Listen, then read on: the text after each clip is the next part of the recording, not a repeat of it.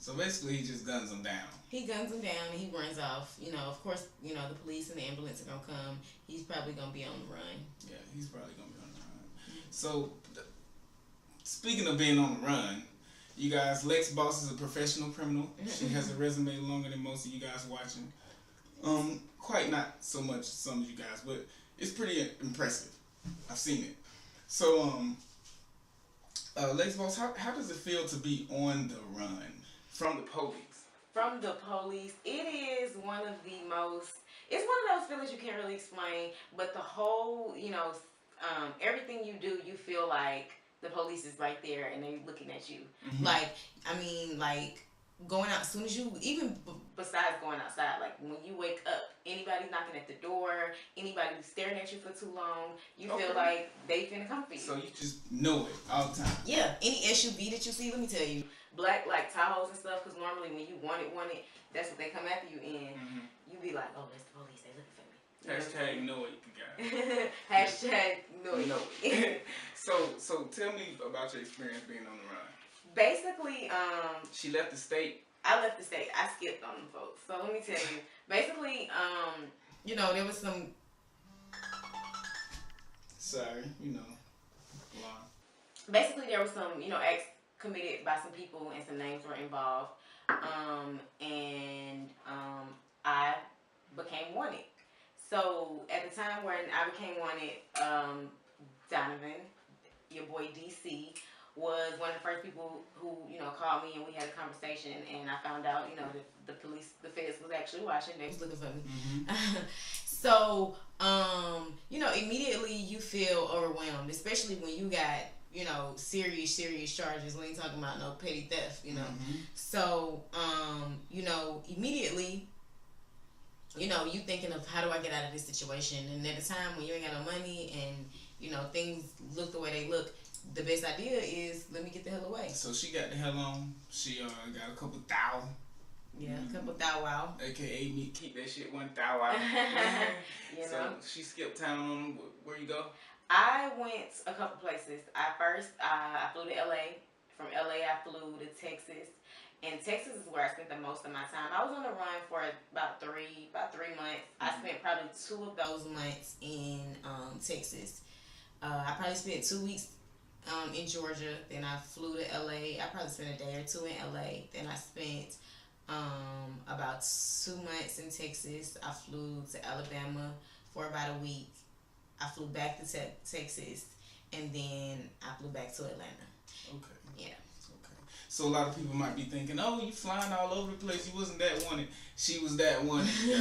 She was that wanted. I was that wanted. My mom calls me. They showed up at the crib.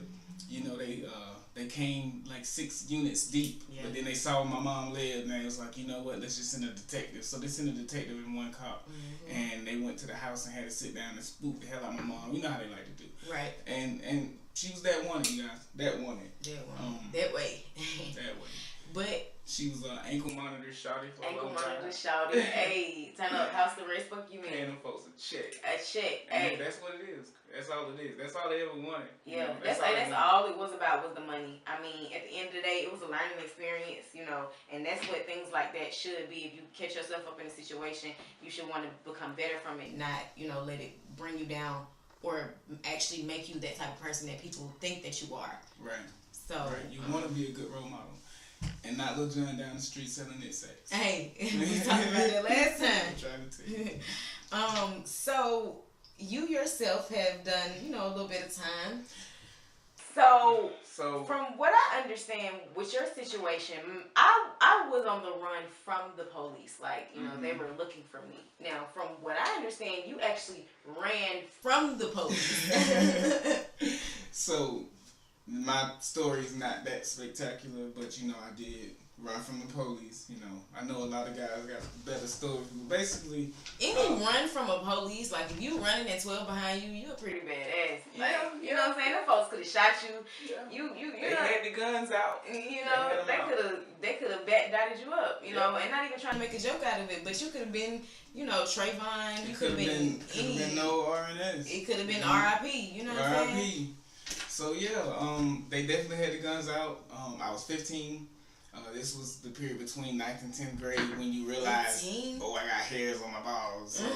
So, my homie hit me up. My homie at the time, he said I got a lick. So, about the shit. So, we went to the school. The school where I was going to school at was, I was going to East Paulding, Paulding County.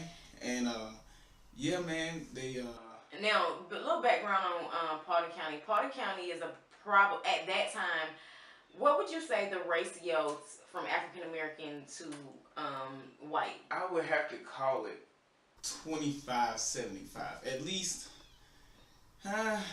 least in the school setting. Right. So now that's maybe 35-75. 35% black and 65% white or other.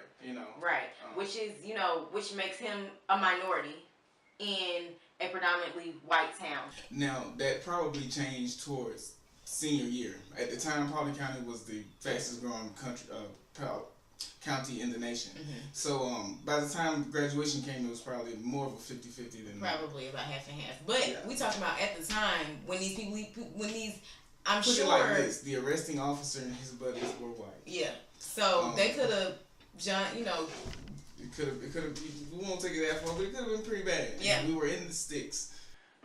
Very much so in the sticks. Literally, you ran through the woods. I ran through the woods. So I'll tell you about the story. So basically, my buddy has this plan, and he wants to go and rob the school because they got some concession money and everything like that. So he had unlocked one of the windows to the school. Very ingenious. Unlocked one of the windows to the school. That way at nighttime we could just come and push it up and climb in, and he knew where the money was at. So I got tired of waiting in the car. I'm kind of speeding the story up. I got tired of waiting in the car, and I went over to the window, knocked on the window. He said, "Come around to the door. I'll let you in." Came around to the door, and there was a motion sensor camera up at the door. Did you know immediately, like, damn? Well, he paused when he got to the door, and I'm looking through the glass like, "Hurry the fuck up, motherfucker." He opens the door, and I said, "What was that?" He was like, "Man, that light was solid when I came out, and it started blinking when I stepped out." So I was like, I looked at the light, it was blinking at the time. I was like, man, it's probably damn. So that was probably like... Yep, that was the sound that was it right then. So y'all probably had, no time. No time. And we spent all the time that we needed. So got everything. Everything. So we went in the back. Get some more money. Yeah, we went in the back, man, and it was a file cabinet that was locked. And we're trying to get in the motherfucker, and we were about to give it up. But then I picked the lock, and I probably couldn't do it twice if I wanted to. And it was just on some genius shit. And I just thought about it. I think I got like a pair of scissors and like pushed the little mechanism sideways and was able to get the file cabinet open. And that's in turn where the money was at. It was just a big ass cash box. It had the little knobs and shit. You flip them up, you can get the cash out. But we just left it all. We were gonna take the whole box. But then on top there was a tray of change. And the tray of change is very significant in my mind because I remember the weight of it. So I remember I'm carrying out the tray and he's carrying out the cash. And I'm going out through the double doors where he let me in where the motion sensor's at. And it's like I open the door and it's like 12 police officers. 12. 12 12s. Hell. And so I'm just looking, it's like a movie, it's like all of them got their light shining in my face. And I kind of just closed the door back. And that should be like, I wish we could paint a picture or a video and like, what do you do at this point? Do you drop the money and run or do you surrender? Surrender wasn't an option. Why? I don't know if it was the movies I had watched up until that point, but just surrender was just not an option. Cause you was, I don't know. I mean, I guess if you, I was scared shitless. So surrender was not even a thought. It was like, how the fuck I get out of here? These are my options are, how do I escape? Where do I go? This way, that way? So basically what I did was, I'm carrying the tray out through the double doors, and I open the double doors, and it's like a cop right here on the ramp. And a sea of cops. So I just kind of, I'm like, oh shit. And so I back up, I let the double door close, and then immediately I hear the handle on the outside. Trying to get in. And when it closed, it automatically locked. It's just how it is. Open and out, Right. So I carry the tray back and I sit it down on the administrative desk right inside the first office. and I look back to the second office, which is, you know, 2 offices off the hallway where double doors are, and I tell my friend, I say, hey, they're outside. He looks at me, excuse me, he looks at me like, you lying. He goes to the window, parts the blinds, and just says, shit. And I look at him, and he looks at me, and I just kind of just break. So there was no verbal communication that that's what you were about to do? No. Okay. No. I think I told him on the way over there, because, you know, we were riding in his Honda Civic. It was red, right, and it didn't have papers, and it didn't have anything, and it didn't have a tag on it. And on the way over there, I was like, look, if anything goes wrong, you know, I'm dipping. And you told him that? Dip too. Yeah, I told him. And what did he say? He said, cool, I'm dipping too. Okay, So when I ran, he ran. We just both ran. We ran down the hallway, and I wish, you know, I could explain how it was set up. But basically, there's a ramp on this side and a ramp on this side going down. The structure sits here. There's a long hallway corridor, and we're in the first office here, and it's probably about 12 offices along the side, or classrooms or offices. And so we're running down the hallway, and I'm sure the officer in this double doors, because there's 2 sets of double doors, and then a ramp, like I said, I'm sure these officers were thinking, okay, I can see them, they're running, let me report so we can have somebody waiting. So I get down, we get down, boom, hit the double doors, they fly open all cinematically, it was cool. So then we dip down the ramp, and lo and behold, there was another cop. So I'm telling you, there was like a wrought iron type of railing on the left and the right, but the one on the left I grabbed as I was going around, and I spun around. I just like held it, spun around, momentum. It was cool. I was like James Bond. And it was like, at the time, it was called the Freshman Academy. At the time, there was a big field and then woods. And beyond the woods, there was the elementary, middle school, East part of the middle.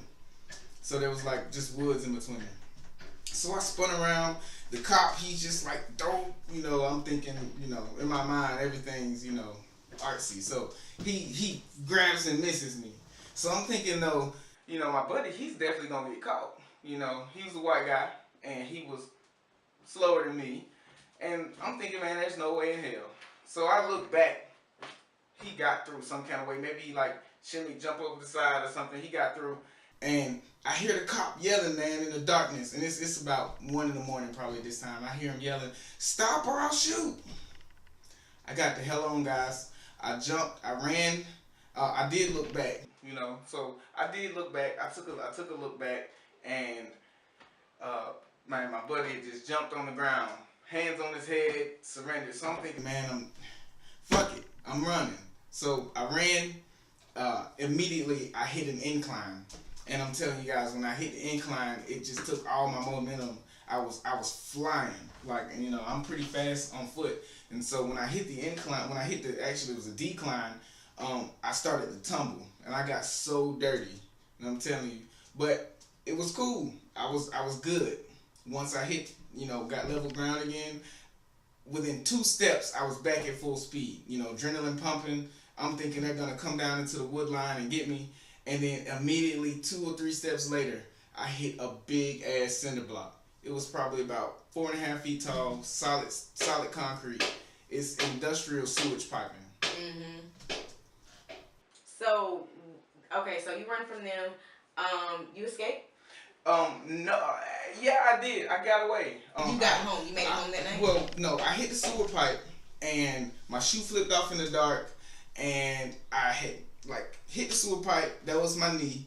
Flipped around it, flipped over it, hit my head on a rock in the darkness. That was my head. My shoe had went over my head and flipped off into the darkness. That was my shoe. So I just sat on the cinder block and waited for them to come get me. But they never came.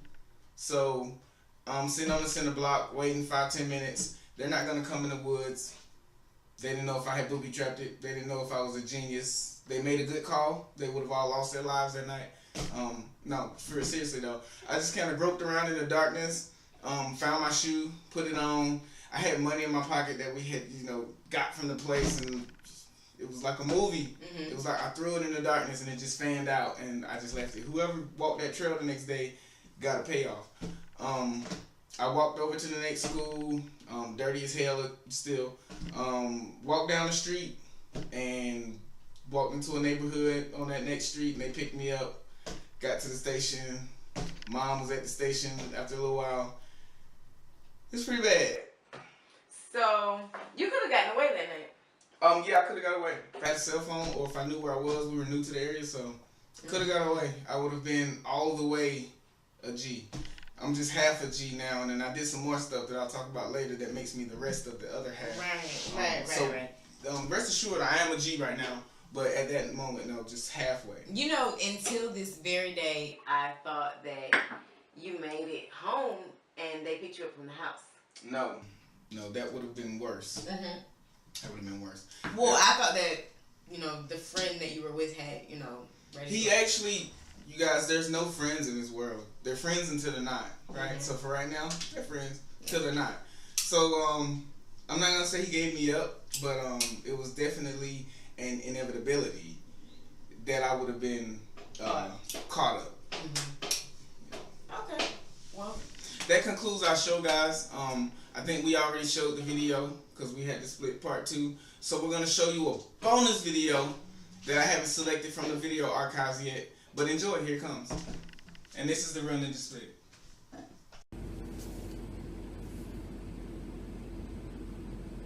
So, I don't normally do this, but see, I'm always thinking that shit comes with a hidden message.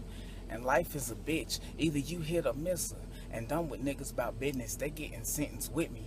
I ain't forgot about plenty, my head a bag of pennies. Ask for my thoughts and get rich. Pop off, mouth off and get hit. Sound off at all costs, I'ma go in. A full house might have been, but was broken. Hey, what you know about the bottom, I ain't heard of it. Hey, real talk, nah dog, not a word of it. I got published, go get published. Might finish another. They just a blemish on my image, so don't judge the couple. My nigga played loyal, then he backed up. He didn't pop, he didn't talk, he didn't act up. It might be a lesson in this shit, but ain't no hard feelings. And we might meet up at the top, if it's God willing. My people hear me, mic and speakers hardly be offended. Features and sequels on prequels, I swear a nigga winning.